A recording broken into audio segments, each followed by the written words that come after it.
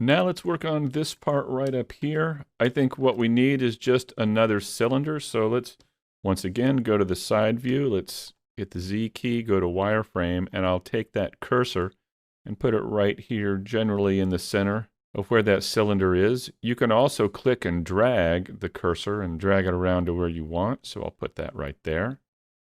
All right, now let's go ahead and create another cylinder. Shift A, mesh cylinder. We will scale it down. Let's turn on the move tool again, and we can see, let's turn it in the y-axis, RY90.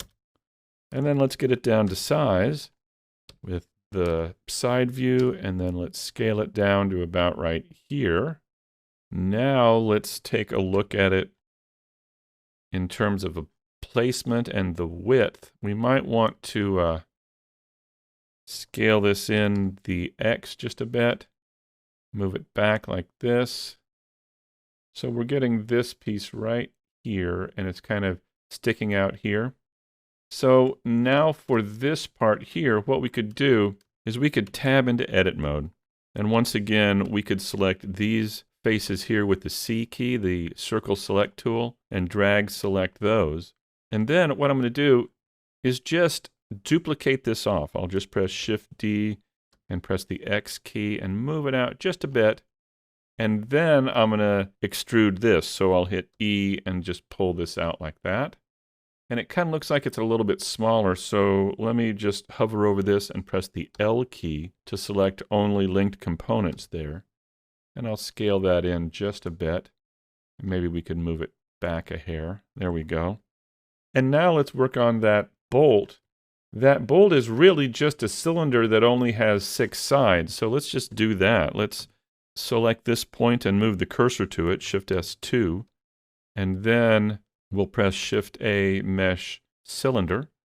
Let's change the number of sides to 6. And then let's scale it down quite a bit. We'll turn it in the Y, RY90. And then let's scale it in the X. Bring it out a bit.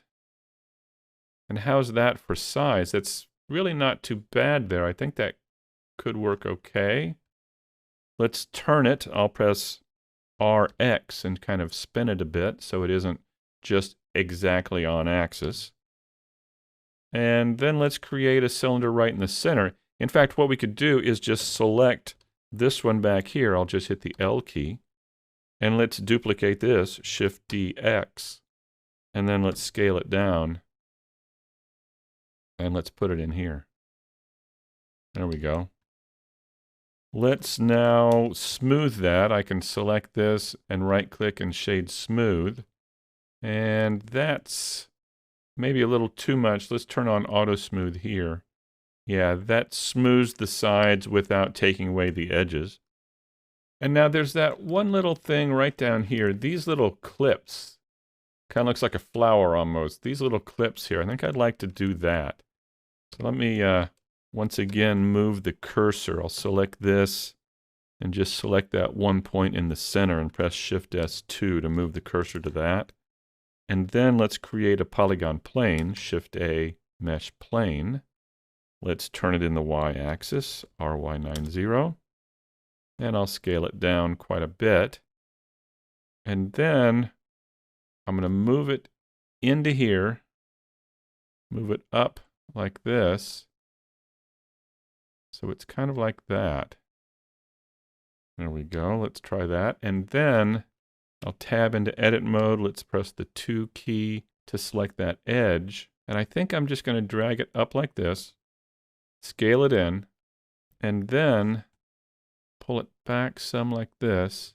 Now I'm just going to add a couple of edges to get that kind of curve to it. So I'm going to press Control R, and let's add an edge right in here. I'll pull it back and pull it up some, like that.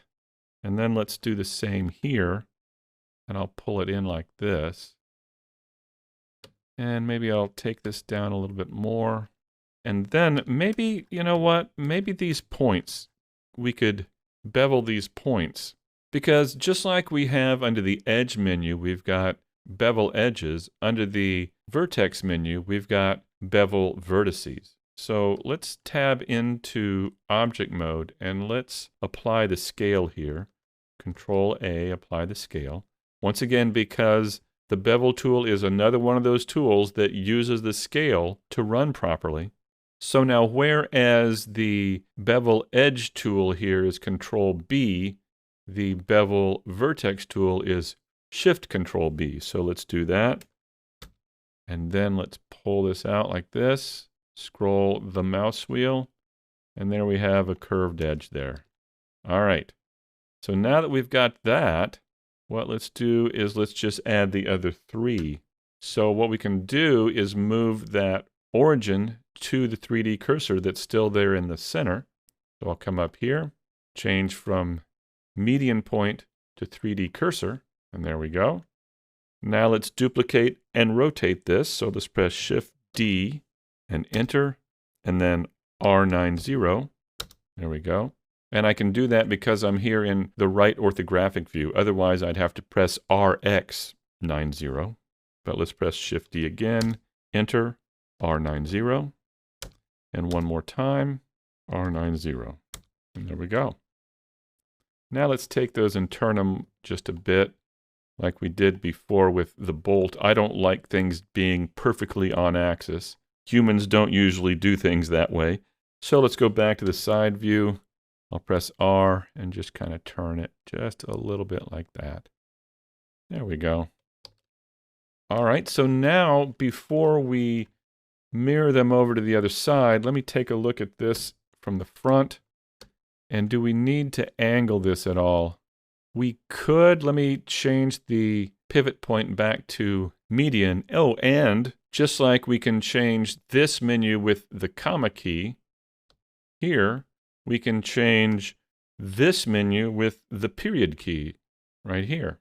So I'll change to median point, and then maybe we hit R. Just turn it just a little bit like this. And I'm going to leave everything else in line with the global axes and just turn this just a little bit like that. Let's try that. All right, now that we've got these pieces in, and before we mirror them over, let's join these together into all one object.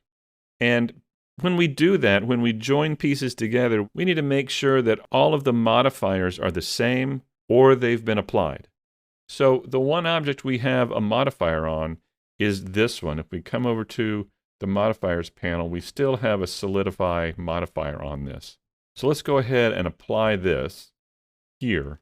Now it's all polygons, it's all one object, it's all one thing.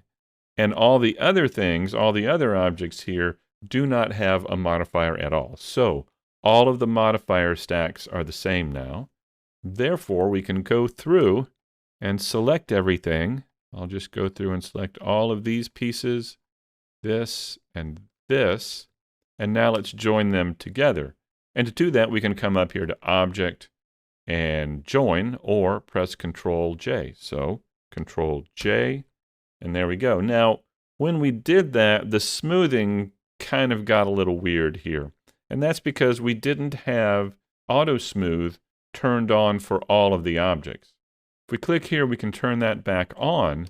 Now, if it isn't quite the way we want it, we can click and drag in here and drag up the angles that we want to smooth, right? So if we want those smooth there, we can drag that up, say to 83, right? And what that does is it cleans everything up, but we lose some of the definition in here that we had. Because if we click and drag back down like this, there's the way we had it here at about 42. This I kind of like, but I don't like the angles or the edges there on these tabs. So I can drag up to clean up the tabs, but then we smooth out this piece a little too much. So how do we fix that? Well, what we can do is we can add sharpness to certain edges. So if we tab into edit mode, maybe say this edge here and this edge here, we could make sharp no matter what smoothing we apply to it. So no matter what we do here, these are always going to be sharp. To do that, we can bring up the Edges menu with Control E and click on Mark Sharp. There we go. Now if we tab back into object mode, you can see we've got those edges back. And in fact, I could even maybe take this one and do the same thing. Let's try it for this one here. Yeah, see, I like that. Okay. So that's just a way to be able to adjust your smoothing if you've got kind of a conflict between different parts of the object. All right, so in the next video, what let's do is duplicate this, mirror it over, and then create this piece right here.